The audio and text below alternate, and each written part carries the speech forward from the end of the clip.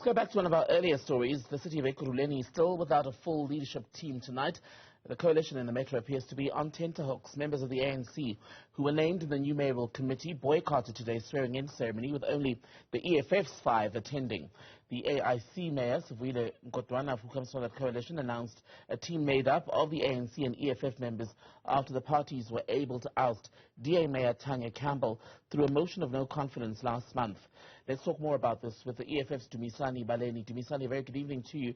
I'm grateful for your time. So is it true that the 5 people who are supposed to be sworn in as MMCs from the ANC did not attend today because they were boycotting as a result of the party's unhappiness with the EFF being allocated some of the key portfolios?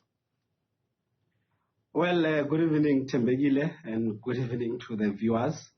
And first, as the EFF, we do welcome like the EFF had said in its communications, that we do welcome the announcement and the appointment and the swearing in of the MMCs of the EFF, the 5 MMCs of the EFF, and the constitution of the executive in the city of Ekurhuleni that is set for a very long time under, under an unstable, governance under the DA. It is true that the ANC the ANC MMCs that were appointed as a part of the cabinet did not pitch today, but we are often understanding that they are dealing with their own politics. It's their own internal issues they are trying to resolve. As on our side, we're not sure exactly what are the issues inside the ANC meetings. I think they would know it better. But they didn't come today, so the only people who were the only councillors who were sworn in today is the EFF councillors, and the EFF is in fact, impatient when it comes to the eager to serve our people. We understand what the people of Ekurhuleni are going through, and that is why we did not waste time. As soon as the announcement was made and the councillors were called to come and take oath, we quickly came in and did exactly as we were supposed to do. So to be clear, are you saying it's not true that the ANC 5 people, candidates, the councillors designates, MMCs designates, shall we call them, did not show up today because they're unhappy, or the party is unhappy, with the fact that the EFF has been allocated portfolios such as finance, water and infrastructure?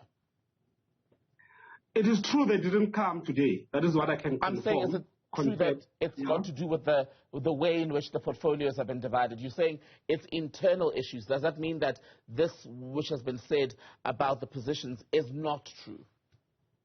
No, we can. That is what I want. What I want to say is that I cannot confirm exactly what is the issue with them. And if it has to do with portfolios, really, it would be unfortunate because we don't believe as the EFF that there is certain specific portfolios that we think we are entitled to. We understand this arrangement is a collective arrangement of different political formations that have, we thought they have common view or common understanding of what the people of Ekurhuleni actually require.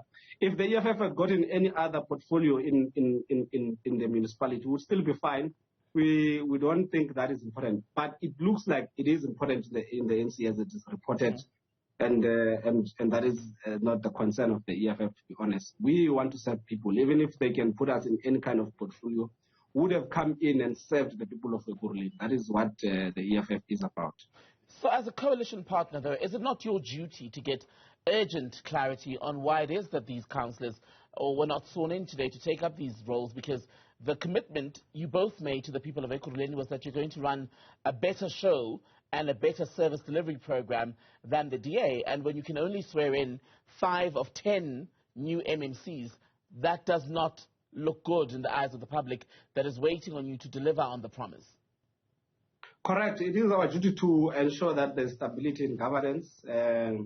This is what the EFF has always been speaking about, the stability in governance, which is very important, the engagement, continuous engagement with other political formations.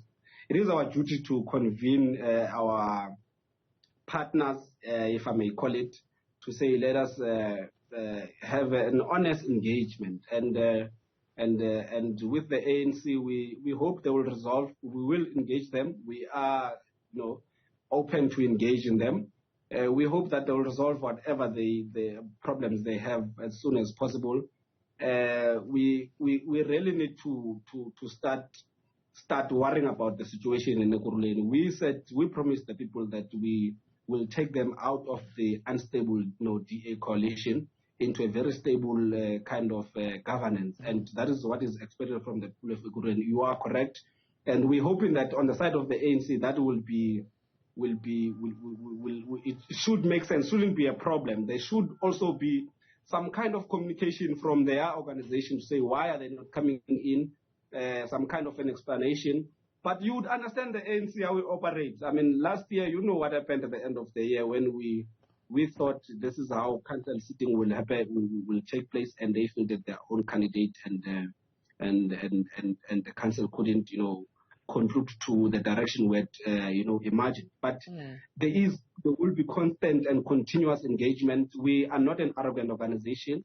We are very, very, very, very concerned about the situation of the people of Ekurhuleni. So when you say there will be constant engagement, Dumisani, would it be constant engagement with the ANC to the effect that if indeed the party's gripe in Ekurhuleni has to do with the way in which the portfolios have been divvied up, would you be willing to give up some of those key portfolios, such as finance, if it would make the ANC happy?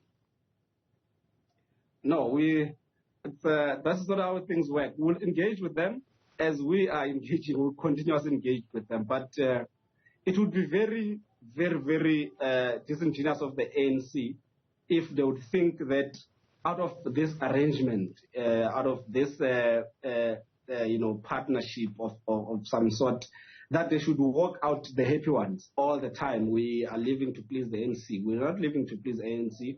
The understanding is that we as much as we have 13.5%, ANC has about 38%.